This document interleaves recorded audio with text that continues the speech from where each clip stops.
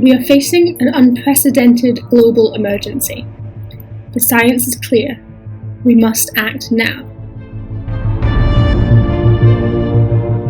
Human activity is causing irreparable harm to life on this planet. Many species are endangered and go extinct, or at least committed to it by the end of this century.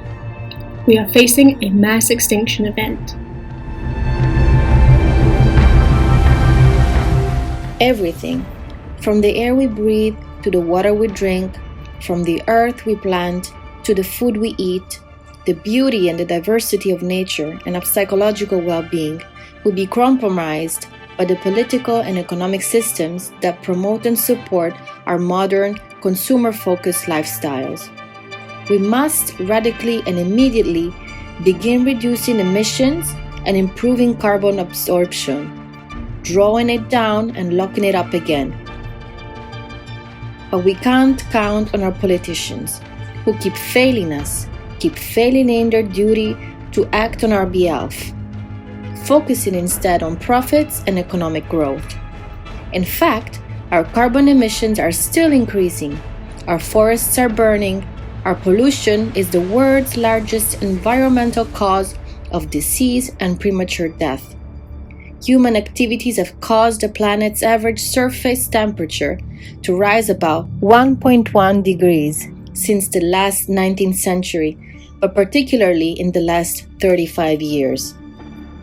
Even if the Paris Agreement were implemented in full, with total compliance from all nations, it is estimated it would only produce a 0.2 of 1 degree. Think of that. This much.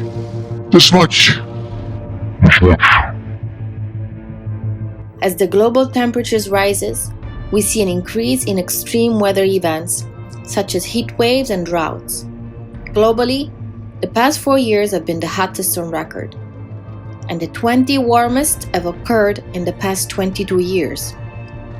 Sea level rise, desertification, wildfires, water shortages, crop failure, extreme weather, mass migration are what we are facing in a way that we have never seen before.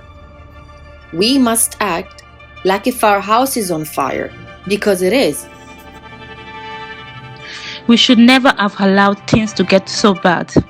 Over half of all emissions in history have happened in the last 25 years. While our governments have been talking about dealing with the problem, the government cannot be allowed to continue to kick the ball into the long grass by setting the date for decarbonization at 2050. We need to start acting now. The 2025 target forces us to do that because we don't have 30 years to turn this around. 2050 is not what we are asking for. We are already too late to prevent massive destruction and loss of life. Droughts, floods, wildfires, typhoons, and cyclones are more frequent than severe, killing people and destroying communities right now. The question now is whether we can act in time to limit the damage and hopefully avoid the horror of the worst-case scenarios. Most evidence suggests we still just about half time, but 2050 is a generation too late.